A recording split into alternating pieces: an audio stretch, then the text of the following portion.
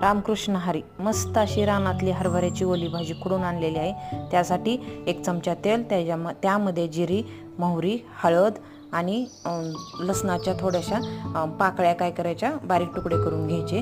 त्यामध्ये 1 ग्लासभर फोडणी तयार झाली की त्यामध्ये 1 ग्लासभर पाणी ओतून घ्यायचे.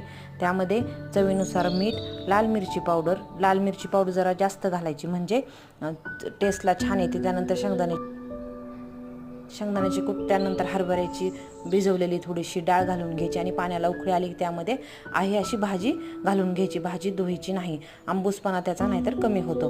आणि थोडे वेळ काय करायचे, झाकून घ्यायचे. नंतर छान वाफ येते भाजीला आणि ही भाजी आपली छान अशी तयार होते. आणि ते भाजी ज्वारीची भाकरी आणि गाजर, कांदा ह्याला तोंडी लावून एकदम छान आणि मस्त अशी गावरान पद्धतीनेची अशी ही आंबूस ओल्या हरभऱ्याची भाजी तयार होते.